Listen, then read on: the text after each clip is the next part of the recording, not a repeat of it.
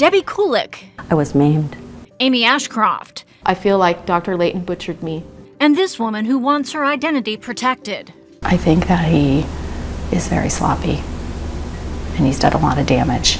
The women were all patients of plastic surgeon Dr. William Layton. They will be awesome. Patience and no worries. You've been dusted by the boob fairy. Kulik had corrective surgery more than a decade ago for a deformity called a tubular breast.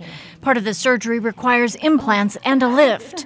14 years later, her implants had moved laterally and dropped, requiring another lift and new implants.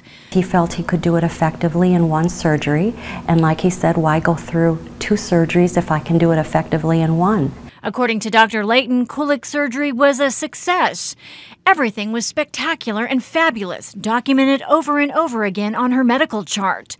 The sutures had totally opened up.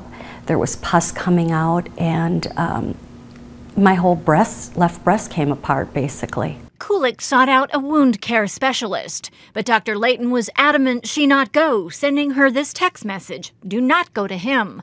No desperation behavior, please. Did you see April Phoenix magazine? Layton's been featured in it more than a dozen times." It hurt. It was very difficult. The sutures opened up again. I had a hole the size of my fist in my left breast. Her breast tissue and nipple died. It was very devastating for me, and it didn't just affect me, but it affected my whole family. I feel like I had a mastectomy. I know exactly how those women feel now, and it's devastating. Amy Ashcroft went to Layton for corrective breast surgery after an earlier procedure by another surgeon failed to correct a deformity. He did the measurements and discovered that he had messed up, that I am missing 1.5 inches of my lower breast. It's gone. During a follow-up visit, Ashcroft demanded a refund and refused to put her shirt back on.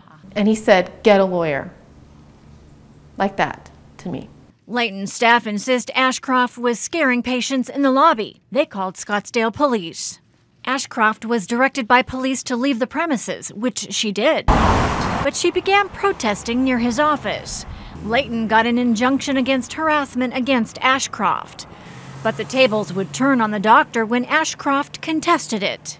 So I am going to dismiss the order of harassment. The self-proclaimed boob fairy lost in court. He didn't tell me the truth that he was having quintuple bypass surgery. I would have never had surgery with somebody like that. That's not the only thing Ashcroft and his other patients did not know. I retired for a couple of years and decided that that was just too boring. In this YouTube video posted in 2011, Layton claims he retired. But our investigation revealed a gap in Dr. Layton's practice history, and it wasn't a retirement. In 2006, the medical board learned Dr. Layton had a medical condition which impaired or limited his ability to safely practice medicine. Layton agreed not to practice medicine, have any involvement with patients. He could not prescribe treatment or medications. 2.5 years later, Layton applied to renew his license. In January 2009, Dr. Layton was reinstated. He'd look and say, "They're fine, don't worry about it." It never really became normal again. It never healed. In a statement from his lawyer, Dr. Layton denies all accusations and looks forward to presenting appropriate evidence at a board hearing in order to clear his name. Regrettably, not all patients are satisfied with their appearance or the results of their surgeries and feel the need to level sensationalistic accusations before the Board of Medical Examiners, and in some cases to include the media. For now, while the medical board takes time to investigate the complaints, the women want their voices heard. I don't want anybody else being hurt. I don't want anybody else going through what I went through.